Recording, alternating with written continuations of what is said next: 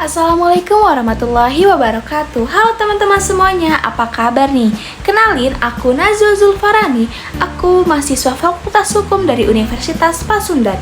Di sini aku ngejelasin tentang pentingnya kita harus belajar kewarganegaraan. Nah, pasti di sini ada kan yang mau jadi lawyer, hakim, jaksa, atau profesi hukum lainnya. Nah, kalau mau jadi itu, kalian ini wajib banget paham tentang kewarganegaraan. Kenapa? Karena kalian gak cuman belajar pasal-pasal, tapi juga harus paham esensi dari negara ini, hak-hak rakyat yang harus kalian lindungi, dan bagaimana sistem hukum ini berjalan dalam konteks Indonesia sebagai negara hukum. Hari ini kita bakal bahas 5 hal penting yang bisa menjadi bekal kalian. Nah, apa aja tuh? Yang pertama, Indonesia itu negara hukum, bukan negara asal-asalan. Coba bayangin kalau Indonesia gak punya aturan, chaos banget kan? Yang kuat menang, yang lemah kalah. Nah, makanya kita punya prinsip negara hukum, atau dalam bahasa kerennya, Rechtsstaat. Jadi intinya gimana? Di negara hukum yang berkuasa itu hukum, bukan orang. Jadi meskipun kamu presiden, menteri, atau konglomerat kaya raya, kalau melanggar hukum ya tetap dihukum. Ada prinsip-prinsipnya nih. Prinsipnya apa aja? Yang pertama, supremasi hukum. Hukum adalah raja, bukan uang, bukan jabatan. Yang kedua, equality before the law. Si miskin dan si kaya punya hak yang sama di hadapan hukum. Yang ketiga, hak asasi manusia dijamin, bukan cuma wacana. Yang keempat, peradilan independen. Hakim gak boleh diintervensi siapapun. Yang kelima, legalitas. Pemerintah nggak bisa nih bertindak semaunya, harus ada dasar hukumnya. Kalian sebagai mahasiswa hukum udah hafal dong pasal 1 ayat 3 Undang-Undang Dasar 1945 yang berbunyi, negara Indonesia adalah negara hukum. Pasal ini bukan hiasan doang, tapi ini fondasi segala-galanya. Contoh nyatanya nih, pernah dengar kasus judicial review di Mahkamah Konstitusi? Misalnya undang-undang yang kontroversial kayak Undang-Undang Cipta Kerja atau Undang-Undang KPK yang direvisi. Rakyat bisa mengajukan judicial review karena mereka punya hak konstitusional yang dijamin Undang-Undang Dasar 1945. Kalau undang-undang itu dinilai bertentangan dengan konstitusi, bisa dibatalin. Nah, ada pasal yang harus ditandai nih. Yang pertama, pasal 27 sampai 34. Ini berisi hak dan kewajiban kita sebagai warga negara. Yang kedua, pasal 28A sampai 28J yang khusus ngomongin hak asasi manusia secara detail. Bayangin kalau kalian jadi lawyer dan ada klien kalian yang haknya dilanggar. Nah, kalian bisa nih langsung merujuk ke pasal-pasal ini untuk membela mereka. Nah, masuk poin yang kedua, yaitu hak kita sebagai warga negara. Kita punya kewajiban, berarti kita juga punya hak. Kebanyakan orang taunya cuma kewajiban bayar pajak, taat aturan, dan lain-lain. Tapi tahu nggak, kita ini punya segudang hak yang dijamin konstitusi. Yang pertama ada hak sipil dan politik, yaitu hak hidup dan keselamatan. Contoh kasusnya nih, kasus Munir yang diracun. Negara wajib melindungi dan mengusut tuntas keluarga Munir bisa menuntut keadilan karena hak hidup dijamin konstitusi. Juga hak atas kepastian hukum yang adil. Kasus salah tangkap, pernah dengar Sengkon dan Karta yang divonis mati tapi ternyata salah orang. Mereka punya hak untuk rehabilitas dan kompensasi. Yang ketiga ada hak kebebasan berpendapat. Contohnya nih, demo mahasiswa menolak kebijakan tertentu. Selama damai, ini dilindungi konstitusi. Kalian gak bisa ditangkap cuma gara-gara kritik pemerintah di media sosial, kecuali pencemaran nama baik dengan bukti kuat. Yang keempat, hak memilih dan dipilih. Contohnya pemilu nih, kalian yang udah 17 tahun atau udah menikah bisa ikut menentukan masa depan bangsa. Nah, ada hak ekonomi, sosial, dan budaya. Yang pertama, hak atas pekerjaan yang layak. Kasus PHK sepihak tanpa pesangon, buruh bisa menggugat ke pengadilan hubungan industrial. Yang kedua ada hak pendidikan. Contohnya program KIP Kuliah. Ini implementasi dari hak pendidikan yang dijamin negara. Mahasiswa dari keluarga kurang mampu tetap bisa berkuliah. Juga ada hak kesehatan, contohnya BPJS Kesehatan. Meskipun banyak kekurangan, ini upaya negara memenuhi hak kesehatan warga. Nah, setelah menjelaskan hak-hak kita tadi sebagai warga negara, kita juga punya kewajiban. Kewajibannya apa aja? Yang pertama, kita harus taat hukum. Yang kedua, harus bela negara, bukan harus jadi tentara, tapi minimal cinta Indonesia dan jaga nama baiknya. Yang ketiga, hormati hak orang lain. Hak kita berhenti ketika mengganggu hak orang lain. Nah, untuk calon lawyer nih, kalian ini bakal jadi orang yang memperjuangkan hak-hak orang lain. Jadi kalau ada klien kalian yang tertindas, jangan cuma mikirin fee-nya. Kadang gratis untuk keadilan itu lebih bermakna. Nah, masuk poin yang ketiga, yaitu demokrasi dan sistem pemerintahan. Di Indonesia ini ala demokrasinya yaitu demokrasi Pancasila. Apa bedanya sama demokrasi Barat? Kalau demokrasi Barat ini suara mayoritas itu mutlak menang, sedangkan kalau demokrasi Pancasila ini kita musyawarah dulu, cari mufakat dan hargai minoritas. Contoh nyatanya nih, dalam sidang DPR, idealnya sebelum voting, anggota dewan harus musyawarah dulu, bukan langsung voting kayak reality show. Meskipun praktiknya, ya kalian tahu sendiri lah ya, kadang jauh dari ideal. Nah, trias politika ala Indonesia.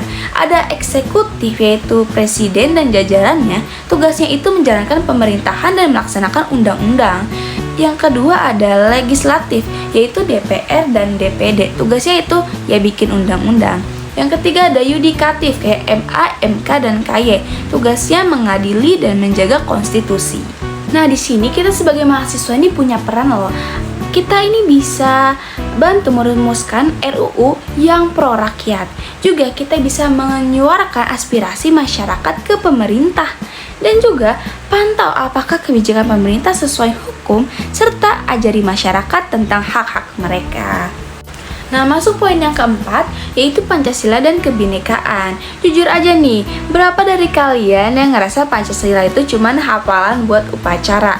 Nah, mindset itu harus diubah ya. Karena 5 sila dalam Pancasila itu ada praktik hukumnya. Yang pertama sila ke-1 yaitu ketuhanan yang Maha Esa. Contoh kasus, ada pengusaha yang nolak kasih libur ke karyawan untuk ibadah. Ini melanggar undang-undang ketenagakerjaan dan Pancasila sila pertama. Karyawan bisa lapor ke Disnaker. Sila kedua yaitu kemanusiaan yang adil dan beradab. Contoh kasusnya LGBT diperlakukan tidak manusiawi. Apapun pandangan kalian, sebagai penegak hukum, kalian tetap harus melindungi hak asasi manusia mereka. Mereka tetap berhak hidup tanpa kekerasan. Ketiga yaitu persatuan Indonesia. Contoh kasusnya, hate speech yang memecah belah sara di medsos. Ini bisa dipidana karena mengancam persatuan. Sila keempat yaitu kerakyatan yang dipimpin oleh hikmat kebijaksanaan dalam pemusyawaratan perwakilan. Contoh kasusnya nih, putusan MK tentang ambang batas presidensial threshold. Ini contoh bagaimana lembaga negara menafsirkan demokrasi yang lebih inklusif. Yang kelima yaitu keadilan sosial bagi seluruh rakyat Indonesia. Contoh kasusnya nih, sengketa tanah antara perusahaan besar versus petani kecil. Hakim harus mempertimbangkan keadilan sosial, bukan cuma siapa yang dokumennya lebih lengkap. Nah, Bhinneka Tunggal Ika dalam realita, Indonesia ini punya 1340 suku bangsa, 6 agama resmi, ratusan bahasa daerah. Gimana hukum mengaturnya? Maka Indonesia menganut sistem hukum yaitu pluralisme, yaitu ada hukum nasional yang di dalamnya terdapat undang-undang, perpu, perda, dan lain-lain. Terus juga ada hukum adat yang masih berlaku di beberapa daerah. Juga yang ketiga ada hukum agama, seperti hukum warisan Islam di pengadilan agama. Contoh kasusnya nih, di Aceh ada kanun jinayat atau hukum pidana Islam. Pelanggaran syariat bisa dihukum cambuk. Ini legal karena Aceh punya otonomi khusus, tapi ini hanya berlaku untuk muslim di wilayah Aceh. Di Jakarta yang nggak bisa diterapkan. Nah, jadi pelajarannya apa nih buat lawyer? Yaitu jangan memaksa satu cara pandang ke semua kasus. Juga pahami dulu nih konteks budaya lokalnya, serta hukum itu harus fleksibel tapi tetap adil. Oke, sekarang masuk poin terakhir, yaitu poin kelima, etika profesi hukum. Profesi hukum ini bukan cuma soal pintar ya teman-teman. Kalian bisa hafal semua pasal, jago debat, nilai A semua. Tapi kalau nggak punya integritas, itu semua percuma. Contoh kasusnya nih yang bikin miris. Pernah dengar kasus Joko Chandra, jaksa Pinangki yang disuap untuk ngurus fatwa MA biar Joko bisa bebas. Ini contoh nyata profesi hukum yang kehilangan integritas. Hasilnya, Pinangki dipenjara, karir hancur, nama buruk. Juga ada nih kasus pengacara yang janjinya bisa atur hakim minta fee mahal, klien bayar ternyata bohong. Klien tetap kalah, pengacara kabur. Ini tuh kejahatan profesi. Jadi kita nih harus punya prinsip etika yang gak boleh ditawar. Prinsipnya tuh apa aja? Yang pertama itu kejujuran. Jangan pernah fabrikasi bukti atau saksi palsu. Yang kedua, keadilan. Jangan cuman bela yang bayar mahal. Kadang yang bayar recehan, tapi benar lebih mulia dibela. Yang ketiga, kerahasiaan klien. Apa yang klien ceritakan itu menjadi rahasia, jangan dibocorkan, apalagi dijadiin bahan gosip. Yang keempat, independensi. Jangan gampang dipengaruhi pressure dari siapapun. Ironisnya, ternyata sebagian besar kasus koruptor itu sarjana hukum atau punya latar belakang hukum. Itu benar-benar ironis banget kan? Jadi ada hal-hal yang harus dihindari nih. Yang pertama itu suap, gratifikasi, terima hadiah dari pihak yang berperkara. Terus ada markup, naikkan biaya perkara buat kantong sendiri. Terus kolusi, kerjasama ilegal dengan pihak lain. Jadi kita nih punya challenge untuk diri kita sendiri. Ketika nanti udah jadi profesi hukum, kalian pasti akan menghadapi godaan. Ada yang nawarin duit gede buat mengatur perkara. Ini ujian terberat, tapi ingat, sekali kalian terima, selamanya kalian akan jadi budak sistem korup itu. Guys, jadi mahasiswa hukum itu punya privilege banget loh. Kalian punya ilmu yang bisa mengubah hidup orang, bisa bikin yang salah dihukum, yang benar dibenangkan, yang tertindas dibela. Tapi ingat ya, dengan great power comes great responsibility. Jangan sampai hukum kalian cuma dipakai buat kejar duit dan jabatan. Jadilah penegak hukum yang berintegritas, punya empati, berani, dan cinta Indonesia. Hukum tanpa keadilan adalah penindasan. Keadilan tanpa hukum adalah anarki. Kalian sebagai mahasiswa hukum adalah jabatan antara keduanya. Terima kasih sudah mendengarkan penjelasan dari saya. Mohon maaf bila banyak kesalahan. Wassalamualaikum warahmatullahi wabarakatuh.